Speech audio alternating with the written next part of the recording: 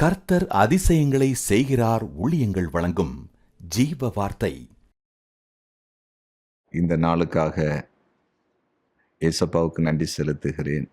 உங்களை வாழ்த்துகிறேன். ஜீவ வார்த்தை உங்கள் வாழ்க்கையிலே அற்புதங்களை கொண்டு வரப்போகிறது.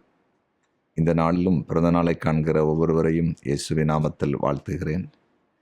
திருமண நாளை காண்கிற குடும்பங்களையும் வாழ்த்துகிறேன். ஆண்டவர் பெரிய காரியங்களை நிச்சயமாய் செய்வார்.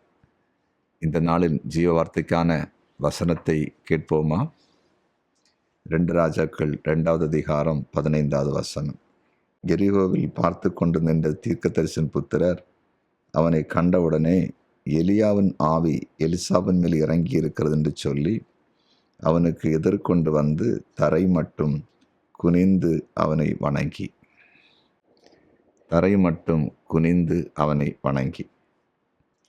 இன்றைய ஜீவ வார்த்தையின் தலைப்பு குனிந்து வணங்குவார்கள்.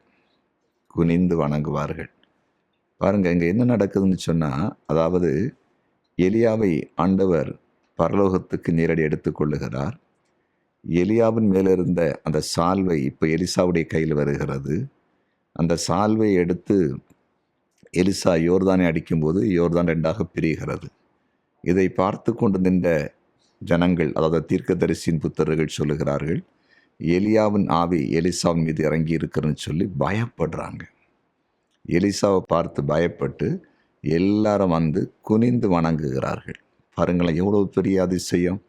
அதாவது எலிசா வந்து என்னை யாரை வந்து குனிந்து வணங்குறன்னு கேட்கல. ஆனால் மற்றவங்க வந்து வணங்கத்தக்கதாக எலிசாவை தேவன் அபிஷேகித்து விட்டார். கிருபை வரங்களை கொடுத்து விட்டார். வல்லமையை கொடுத்து விட்டார். நம்முடைய தேவன் எவ்வளோ பெரிய நல்ல ஆண்டவர். இன்றைக்கி சில வேளையில் நீங்கள் சாதாரணமானவர்களாக இருக்கலாம். எலிசாவை பாருங்கள், எலியாவுடைய நாட்கள் முடிகிறது வரையிலும் ஒரு சாதாரண மனுஷனைப் போலத்தான் இருந்தார். இன்றைக்கு அவருடைய ஓட்டம் முடிந்ததோ, ஊழியம் முடிந்ததோ, உடனே அவருடைய மகிமை, அவருக்குள்ள இருந்த அந்த அபிஷேகத்தின் அக்கினி ரெட்டிப்பாய் இவருக்குள்ளே வந்து திடீரென்னு சொல்லி எல்லாரும் வணங்கி குனிந்து வணங்கத்தக்கதாய் சூழ்நிலை மாற்றப்பட்டது. ஆம், உங்கள் வாழ்க்கையில் அற்புதம் நடக்கப் போகிறது.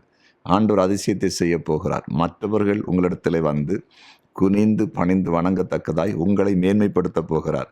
அது கிருபையாக இருக்கலாம், வரங்களாக இருக்கலாம், வல்லமையாக இருக்கலாம், பதவியாக இருக்கலாம், ஆஸ்தியாக இருக்கலாம், ஐஸ்வர்யமாக இருக்கலாம், எதுவானாலும் சரி, அப்படிப்பட்ட ஒரு மகிமையான செல்வாக்கை உங்கள் மேல் ஆண்டவர் வைக்கப் போகிறார். இந்த நாள் ஒரு அற்புதத்தின் நாள். இந்த நாளிலிருந்து அந்த அதிசயத்தை நீங்கள் பார்க்க போகிறீர்கள். உங்களை மற்றவர்கள் குனிந்து வணங்கத்தக்கதாய் தேவன் உங்கள் மேல் தயவு பாராட்டுவதற்காக அப்படின்னு ஜெபிக்க போகிறேன். என்னோடு கூட இணைந்து ஜெபிப்பீர்களா? ஜெபிக்கலாம். தகப்பனே, உம்மை நன்றியோடு நாங்கள் ஸ்தோத்தரிக்கிறோம். எலிசாவை அநேகர் குனிந்து வணங்கினதை நாங்கள் வேதத்திலே பார்க்கிறோம்.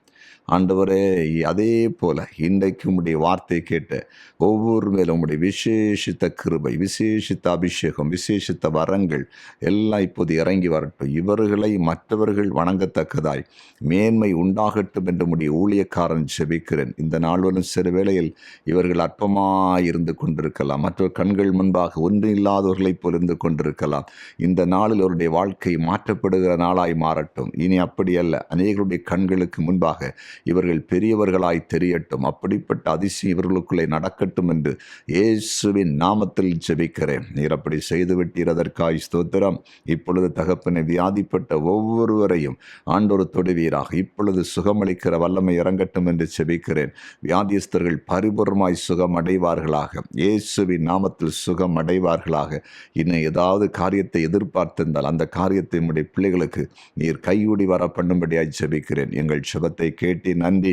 அற்புதத்தை செய்துவிட்டீர், அதற்காய் ஸ்தோத்திரம். இயேசுவின் நாமத்தில் பிதாவே, ஆமேன், ஆமேன், ஆமேன்.